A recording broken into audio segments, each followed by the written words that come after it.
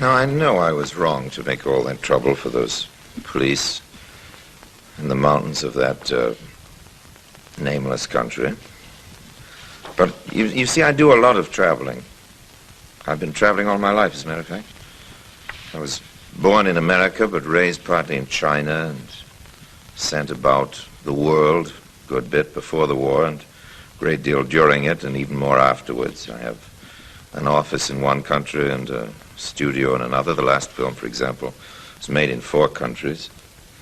So I have a good deal of experience in crossing borders and coping with the coppers all over the world. And it is true, you know, that we're invited in the travel posters to be tourists. And once we attempt it, we do discover, I'm afraid, that we're guilty until proven innocent. That being so, I think a word or two about red tapeism and bureaucracy, particularly as it applies to freedom of movement, might be in order. Sure, that's true of all of us. Think of all those forms we have to fill out, for example. You know what I mean by police forms. We get them in hotels and in frontiers in every country all over the world. We're asked, state your sex, male or female, for example. Well, obviously, I'm a male. I'm a man. Why should I have to answer that? State your race and religion in block letters. Well, now, why should I have to confide my religion to the police? Frankly, I don't think anybody's race is anybody's business. I'm willing to admit that a policeman has a difficult job, a very hard job. But it's the essence of our society that the policeman's job should be hard. He's there to protect the free citizen, not to chase criminals. That's an incidental part of his job.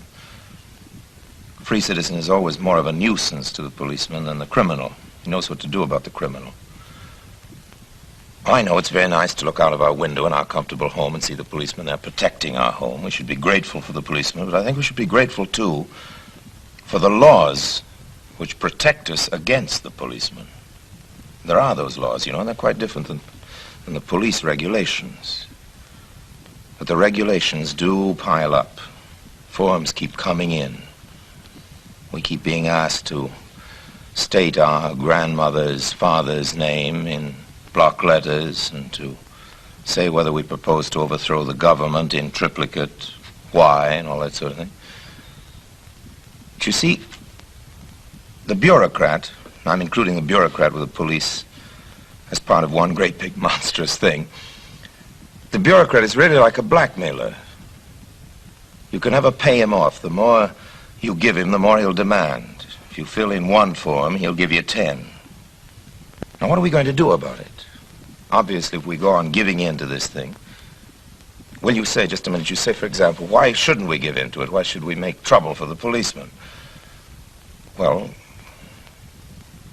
the truth is, why should the policeman make trouble for us? Why should he ask these things that are stated quite clearly in our passport? Our passport tells us everything that the policeman does need to know.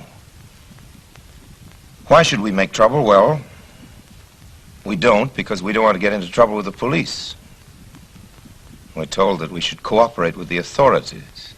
Now, I'm not an anarchist. I don't want to overthrow the rule of law. On the contrary, I want to bring the policeman to law. Obviously, individual effort won't do any good. There's nothing an individual can do about protecting the individual in society. I'd like it very much if somebody would make a great big international organization for the protection of the individual. That way there could be officers at every frontier. And whenever we are presented with something unpleasant that we want to fill, one of these idiotic questionnaires, we could say, oh, no, I'm sorry. It's against the rules of our organization to fill out that questionnaire. No. And they say, oh, but it's the regulations. We'd say, very well. See our lawyer, because if there were enough of us, our dues would pay for the best lawyers in all the countries of the world. We could bring to court these invasions against our privacy and test them under law.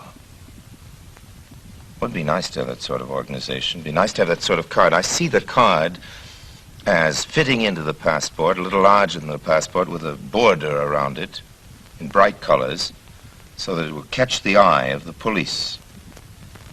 And they know what they're dealing with. Something like this. The card itself should look rather like a union card, I should think, or a card of an automobile club. And since its purpose is to impress and control officialdom, well, obviously it should be as official looking as possible, with a lot of seals and things like that on it. And it might read something as follows. This is to certify that the bearer is a member of the human race. All relevant information is to be found in his passport. And except when there is good reason for suspecting him of some crime, he will refuse to submit to police interrogation on the grounds that any such interrogation is an intolerable nuisance, and life being as short as it is, a waste of time. Any infringement on his privacy, or interference with his liberty, any assault, however petty, against his dignity as a human being, will be rigorously prosecuted by the undersigned, ISPIAO. And that would be the International Association for the Protection of the Individual Against Officialdom.